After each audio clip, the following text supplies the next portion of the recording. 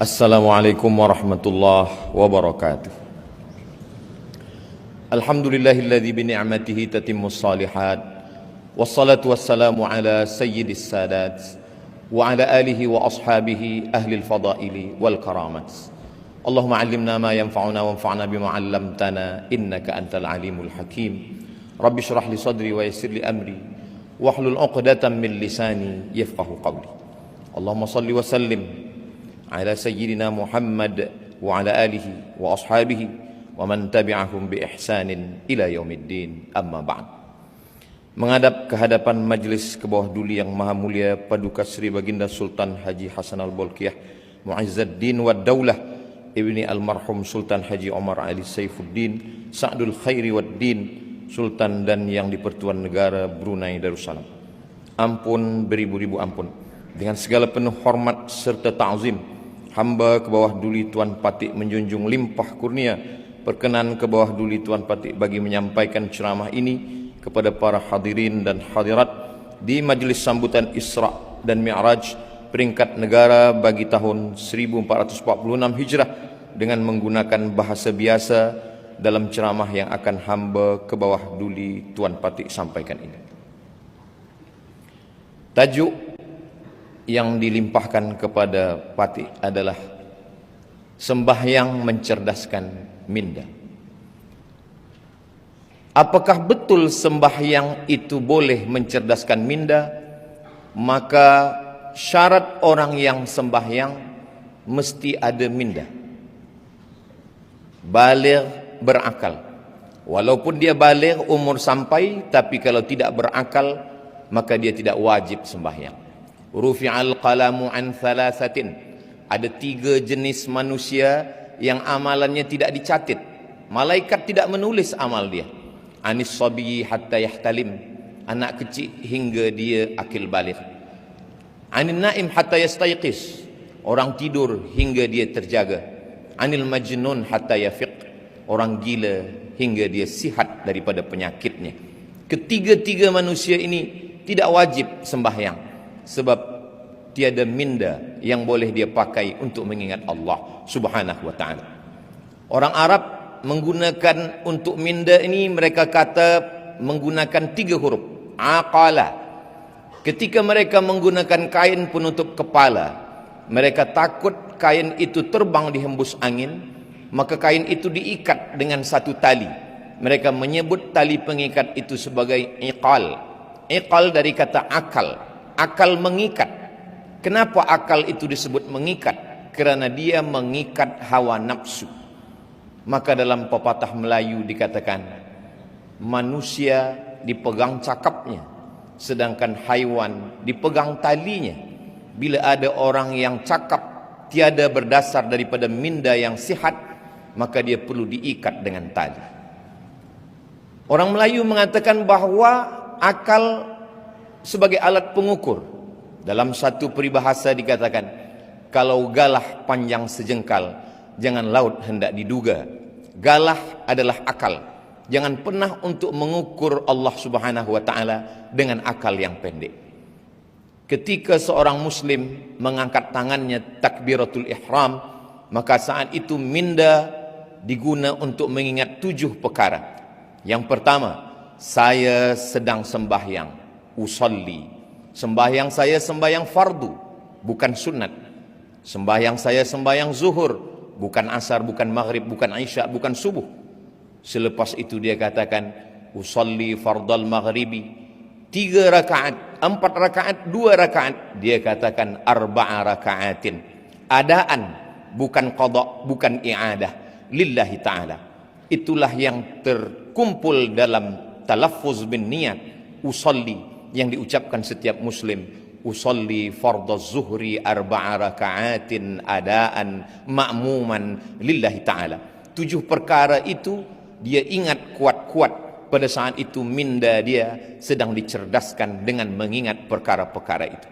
Jika ada seorang muslim kerana sibuk dengan sosial media, dengan televisi, kemudian dia lupa mengingat sesuatu, lalu dia angkat takbiratul ihram, maka sepakat semua mazhab batallah solatnya.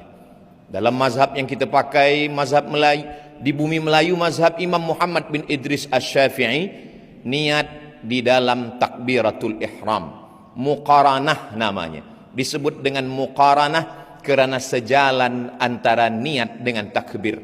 Ketika seorang muslim mengatakan Allahu Akbar, maka saat itu di dalam takbir itu saya sembahyang fardu zuhur 4 rakaat, 4 rakaat adaan makmuman atau imaman lillahi ta'ala.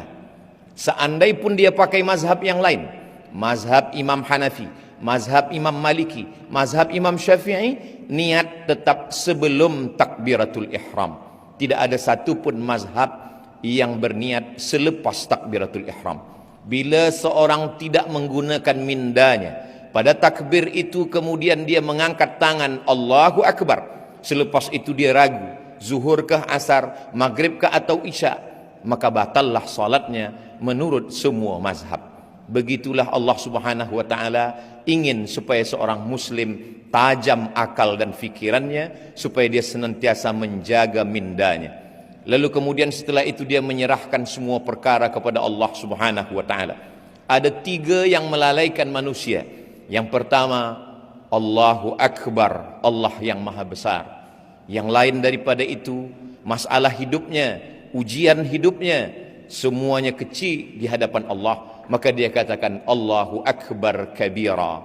Lalu kemudian selepas itu dia serahkan semua pujian milik Allah, walhamdulillahi katsira. Selepas itu baru dia katakan diri hamba kepada Allah penuh dengan silap salah dan dosa, dosa mata hingga ke ujung kaki. Selepas itu dia katakan wa subhanallahi bukratan wa asila. I'jabul mar'i bi nafsihi unwanu dha'fi aqlihi. Kekaguman, ujub terhadap diri manusia adalah punca daripada kelemahan minda. Minda yang kuat merasa diri bukan apa-apa, la haula wala quwata illa billahil aliyil azim. Ada 3 kerja minda. Yang pertama mengingat, yang kedua berfikir, yang ketiga sadar, kesadaran, awareness. Sekarang banyak orang yang tidak sadar apa yang dia katakan, apa yang dia ucapkan, apa yang dia perbuat. Maka ketika salat, orang sedang menjaga kesadarannya. Muslim mengatakan sadar itu adalah khusyuk. Wa khasha'atil aswatu lirrahman. Suara-suara semua bersimpuh sujud kepada Allah Subhanahu wa ta'ala. Ketika orang sedang salat, maka dia menggunakan minda untuk mengingat apa yang dia katakan, apa yang dia baca. Syekh Ali Jum'ah mengatakan untuk membantu kekhusyuan, maka nafas mesti diatur. Dalam takbiratul ihram 1 nafas, Allahu Akbar. Dalam iftitah, muslim boleh membaginya ke dalam 4 nafas. Allahu Akbar kabiran walhamdulillahi katsiran wa subhanallahi bukratan wa asila. Wajjahtu wajhiya lilladzi fataras samawati wal arda hanifan musliman wa ma ana minal musyrikin. Inna salati wa nusuki wa mahyaya wa mamati lillahi rabbil alamin. La syarika lahu wa bidzalika umirtu wa ana minal muslimin. Apakah Nabi Muhammad sallallahu alaihi wasallam itu kalau salat mulutnya bergerak atau diam sahaja? Tabi'in tidak pernah melihat Nabi. Maka tabi'in yang tidak pernah berjumpa melihat Nabi bertanya kepada sahabat Nabi. Sahabat itu bernama Khabbab ibnul Arth. Ya Khabbab, wahai Khabbab, apakah Nabi itu kalau sembahyang mulutnya bergerak? Kata Khabbab, ya, Nabi itu kalau sembahyang mulutnya bergerak. Maknanya dia membaca, bukan diam. Kalau mulut Nabi bergerak, dari mana engkau boleh mengetahui mulut Nabi itu bergerak? Khabbab menjawab, saya tahu mulut Nabi bergerak karena saya melihat bittirabi lihyatih, kerana janggut Nabi bergerak. Janggut Nabi bergerak kerana rahangnya bergerak. Rahang bergerak kerana mulut membaca. Itulah mengapa sembahyang itu disebut dengan qiraah, bukan mutala'ah. Kalau membaca di dalam hati, bahasa Arabnya mutala'ah. Tapi kalau membaca dengan mulut berbunyi, maka disebut dengan qiraah. Apakah bersuara atau tidak? Kalau suara kita didengar orang lain, namanya waswasa. Alladzi waswisu, berbisik. Tapi kalau suara itu hanya didengar oleh kita sendiri, maka disebut dengan hamsah. Maka saat membaca itu, seorang muslim mengeluarkan suara, tapi seagak-agak hamsah, hanya telinganya saja yang mendengar. Allahu akbar kabira, walhamdulillahi katsira, wa subhanallahi bukratan wa asila. Ketika sedang salat, seorang muslim yang miskin, dia sedang dinaikkan darjahnya ke tempat yang tinggi. Seorang muslim yang kaya, dia sedang disedarkan dirinya bahwa dia tiada punya apa-apa. Saat itu dia sedang berkata, inna salati wa nusuki wa mahyaya wa mamati lillahi rabbil alamin. Kemana dia menghadap? Saat itu dia sedang menghadap kepada wajjahtu wajhiya lilladzi fataras samawati wal arda hanifan musliman wa ma ana minal musyrikin. Selepas itu barulah dia berserah, sebenar-benar berserah kepada Allah Subhanahu wa taala. Semua yang mengganggu dalam hati, dalam fikiran, dalam bisikan telinga, dalam lintasan hati, dia halau. Semua itu dia halau dengan ta'awuz. Dalam mazhab Syafi'i, ta'awuz, a'udzubillah, diucapkan dalam setiap rakaat. Kalau salat zuhur 4 kali ta'awuz. A'udzubillahi minasyaitonir rajim. Mengamalkan firman Allah, idza qara'tal Qur'an, kalau engkau membaca Al-Quran, fasta'iz billah, mintalah perlindungan kepada Allah Subhanahu wa ta'ala. Manusia senantiasa merasa takut, merasa cemas, merasa sendiri. Maka pada saat itu dia sedang merasa besar. Saya bersama dengan Allah. A'udzu billah minasyaitonir rajim. Setelah itu barulah dia sadarkan dirinya bahwa dia dalam rahmat kasih sayang Allah. Bismillahirrahmanirrahim. Rahman juga sayang, Rahim juga sayang. Apa beza Rahman dan Rahim? Rahman semua mendapat. Yang beriman mendapat, yang tak beriman pun dapat. Yang baik dapat, yang tak baik pun dapat. Rahman. Tapi Rahim, yang dapat hanya orang beriman sahaja. Itulah mengapa Allah menyandingkan Ghafur dengan Rahim. Tak pernah ada ayat Ghafurur Rahman, kerana ampunan diberikan Allah hanya kepada orang yang percaya. Wa kana Allahu ghafuran rahima. Setelah itu dia berdialog dengan Allah, dia berkata-kata dengan Allah. Kalau ingin bercerita dengan Allah, maka tegakkanlah salat. Ketika seorang hamba sedang berkata, alhamdulillahi rabbil alamin, Allah membalas. Apa kata Allah? Hamidani abdi, hambaku sedang memuji aku. Setelah itu hamba itu berkata, Ar-Rahmanir Rahim. Lalu kemudian Allah menjawab, apa kata Allah? Athna alayya abdi, hambaku sedang memuliakan aku. Maliki yaumiddin. Apa kata Allah? Majjadani abdi, hambaku sedang mengagungkan aku. Kemudian hamba itu berkata, Iyyaka na'budu wa iyyaka nasta'in. Apa jawab Allah? Sa'alani abdi, hambaku sedang meminta kepadaku. Ihdinas siratal mustaqim. Apa jawab Allah? Wali abdi ma sa'al, hambaku mendapatkan apapun yang dia mintakan. Sesungguhnya ketika orang sedang melaksanakan salat, mindanya, akalnya, fikirannya sedang fokus, sedang khusyuk, dia sedang bersama dengan Allah Subhanahu wa ta'ala. Ujian hidup menyebabkan manusia sakit secara mental, maka perlu kesehatan mental. Maka pada saat itu dia pilihkan ayat yang membuat dia merasa diperhatikan Allah Subhanahu wa ta'ala. Beban hidup seorang hamba menjalani segala kesusahan, kepahitan hidup. Maka pada saat itu apa ayat yang dia baca? Alam nashrah laka sadrak. Bukankah belum kulapangkan dadamu, kata Allah. Alam nashrah laka sadrak wa wada'na anka wizrak. Lalu kemudian aku angkat semua kesulitan, kepayahan yang engkau jalani dalam hidup. Lalu kemudian alladzi anqadha dhahrak, semua yang membebani pundakmu. Wa rafa'na laka dzikrak, kami akan mengangkat namamu, kami akan membuat engkau selalu dikenang sepanjang zaman. Kalaupun ada kepayahan, kesusahan, kesulitan hidup, maka sesungguhnya 2 kali Allah mengulang, fa inna ma'al usri yusra, inna ma'al usri yusra. Di dalam kepayahan itu ada kemudahan, di dalam kesusahan itu ada kebahagiaan. Fa idza faraghta fansab, kalau engkau selesai dari satu ibadah, jangan lupa, jangan lalai, fansab, pindahlah ke ibadah yang lain.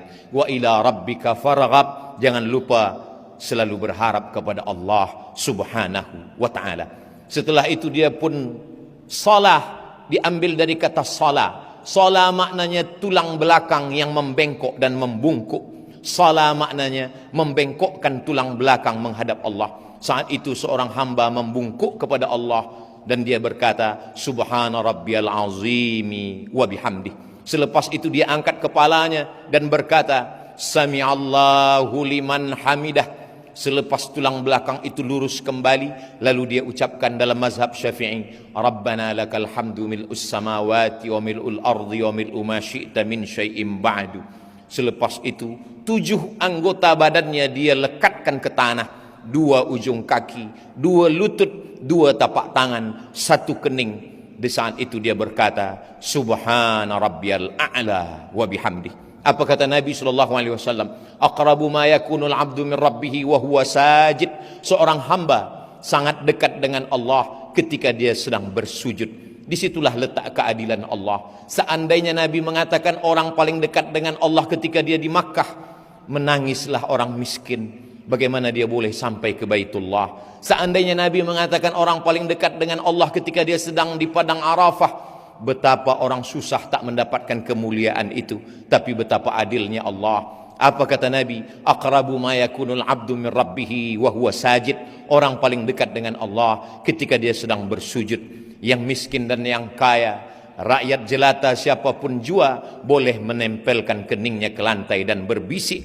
Kalau makhluk di bumi tak ada lagi tempat mengadu, kawan sudah menjadi lawan, sahabat menikam dari belakang, menggunting dalam lipatan, menjegal kawan seiring, maka saat itu berbisiklah ke tanah, maka malaikat di langit akan mengabulkan segala doa-doa. Subhana rabbiyal a'la wa bihamdih. Di saat duduk di antara 2 sujud, itulah doa yang paling panjang.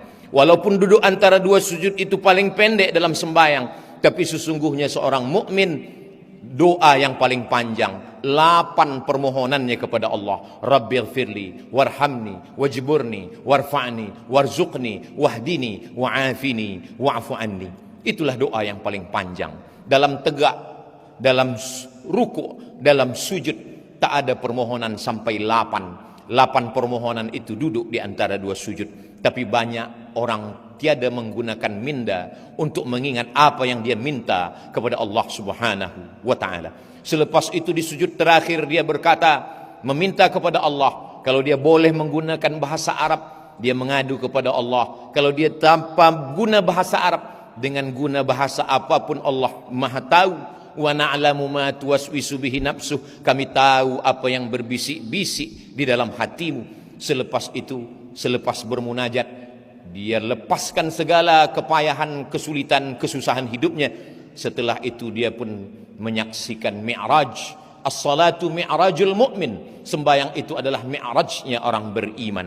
Ketika Sayyidina Muhammad sallallahu alaihi wasallam Isra dan Mi'raj, riwayat ini disebutkan oleh Imam Al-Alusi, disebutkan juga oleh Imam Badruddin Al-Aini, disebutkan juga oleh Imam Al-Qastullani, disebutkan juga oleh Imam Asy-Sya'rani. Riwayat ini masyhur dalam kitab-kitab tafsir dan tasawuf. Ketika Nabi sallallahu alaihi wasallam berdialog dengan Allah, apa kata Nabi Muhammad sallallahu alaihi wasallam? At-tahiyatul mubarakatu salawatu tayyibatu lillah. Semuanya milik engkau ya Allah. Lalu kemudian apa kata Nabi selepas berkata at-tahiyatul mubarakatu salawatu tayyibatu lillah? Allah menjawab ucapan itu dengan ucapan assalamu alayka ayyuhan nabiyyu wa rahmatullahi wa barakatuh. Dijawab oleh Allah Subhanahu wa taala, assalamu alayka ayyuhan nabiyyu wa rahmatullahi wa barakatuh. Keselamatan, kerahmatan, keberkahan untukmu wahai Muhammad sallallahu alaihi wasallam. Dijawab oleh Rasulullah, wassalamu alaina wa ala ibadillahis salihin. Nabi tidak ingin salam itu hanya untuk dirinya, dia ingin salam itu melimpah. Wassalamu alaina wa ala ibadillahis salihin. Setelah itu semua malaikat-malaikat bersyahadat, asyhadu an la ilaha illallah wa asyhadu anna Muhammadan Rasulullah. Itu hanya dapat difahami oleh orang yang mindanya hidup, mindanya cerdas. Setiap hari dilatih, dibiasakan. Pada saat itu dia sedang bersama dengan Allah Subhanahu wa taala. Kun ma'allah, hendaklah engkau bersama dengan Allah. Illam takun ma'allah, kalau bukan bersama dengan Allah, bersamalah dengan orang-orang yang ketika engkau bersama dengan mereka, hatimu sejuk, selalu berasa bersama dengan Allah Subhanahu wa taala. Andai dia cukup dengan salawat Ibrahimiyah, dengan menyertakan nama Nabi Ibrahim, kama barakta ala Ibrahim wa ala ali Ibrahim fil alamin innaka Hamidum Majid. Tapi seorang muslim ingin sembahyangnya sempurna, dia memperakui segala silap salahnya. Dia berkata, Rabbighfirli ma qaddamtu wa ma akhartu wa ma asrartu wa ma a'lantu wa ma asraftu wa ma anta a'lamu bihi minni antal muqaddimu wa antal muakhiru la ilaha illa anta subhanak inni kuntu minadh dhalimin. Selepas itu dia memohonkan sebagaimana riwayat dalam Sahih Muslim, Allahumma inni a'udzubika min azabi jahannam wa min azabil qabri wa min fitnatil mahya wal mamat wa min syarri fitnatil masihid dajjal. Selepas itu dia tutup dengan memohon kepada Allah, Allahumma a'inni, tolong hamba, ala dzikrika, supaya hati selalu berzikir, wa syukrika, selalu bersyukur, wa husni ibadatik, selalu beribadah dengan ibadah yang terbaik. Selepas itu dia pun keluar daripada solatnya dengan mengucapkan salam, Assalamualaikum warahmatullah. Selepas itu dia katakan, Assalamualaikum warahmatullah. Pada saat itu semua beban hidup, fikiran, kepayahan, kesusahan lepas, kerana dia sedang bersama dengan Allah Subhanahu wa taala. Salat tidak hanya menajamkan minda, tapi juga mencerdaskan yang disebut dengan intelligent quotient, tapi juga emosional. Emosional seorang muslim, dia marah, dia ingin berduka, dia bersusah hati, semua kesusahannya sudah dia limpahkan kepada Allah Subhanahu wa taala.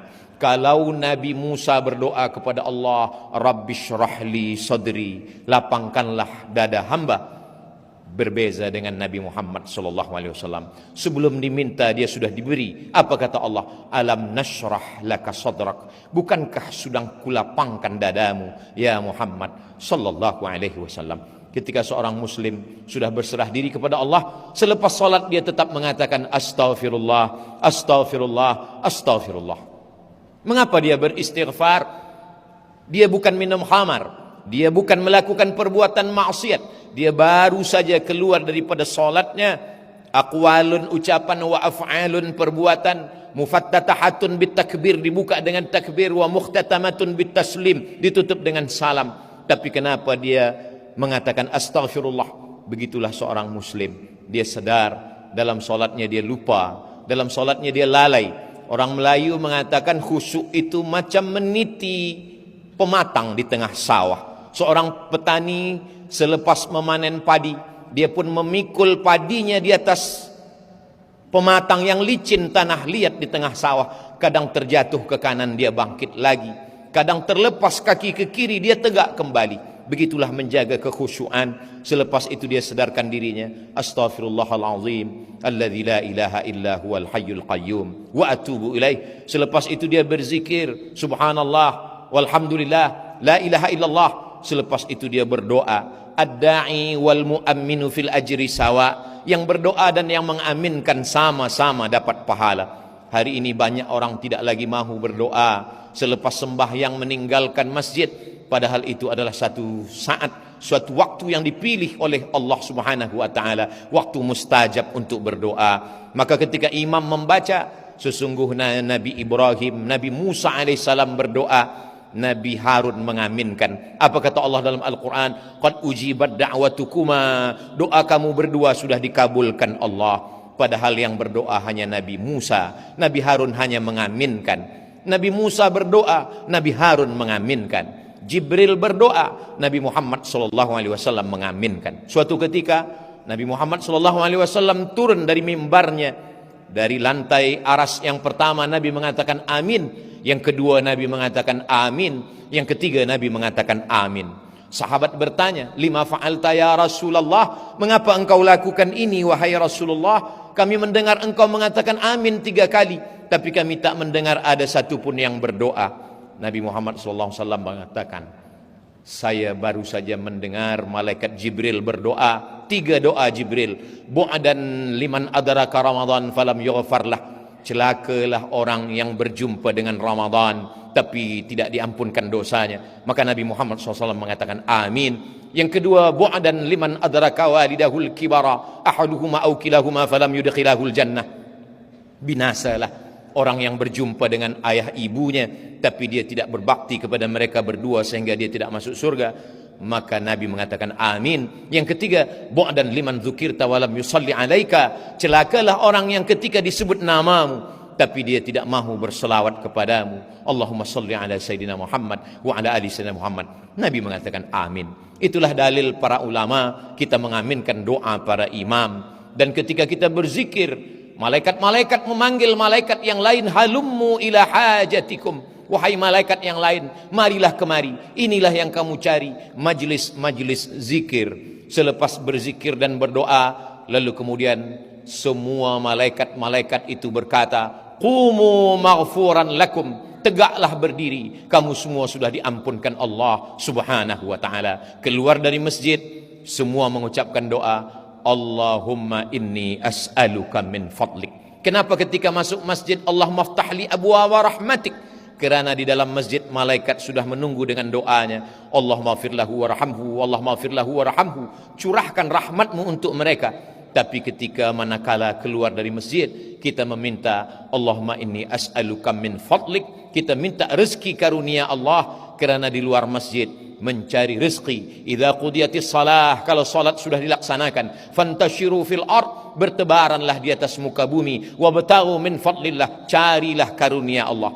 Orang yang mencari karunia Allah adalah manusia dengan minda yang cerdas selepas dia bermunajat, berdoa kepada Allah Subhanahu wa ta'ala. Semakin banyak ibadah, semakin lama solat khusyuk, semakin cerdas fikiran, akal, budi manusia, karena dia sedang bersama dengan Allah dan dia sedang mengucapkan salam di hadapan Rasulullah. Assalamu alayka ayyuhan nabiyyu wa rahmatullahi wa barakatuh. Ampun beribu-ribu ampun. Demikianlah sahaja yang hamba ke bawah duli Tuan Patik dapat sampaikan di majlis yang diberkati ini. Hamba ke bawah duli Tuan Patik menjunjung beribu ampun jika terdapat sebarang suruk langkah dan tutur kata yang kurang manis di sepanjang perkongsian hamba ke bawah duli Tuan Patik itu tadi. Segala yang hamba baik itu adalah yang baik-baik datang dari Allah Subhanahu wa ta'ala, dan apa yang sebaliknya adalah dari hamba ke bawah duli Tuan Patik sendiri. Sekian, wabillahi taufiq wal hidayah. Wassalamualaikum warahmatullahi wabarakatuh. Hamba ke bawah duli Tuan Patik menjunjung anugerah.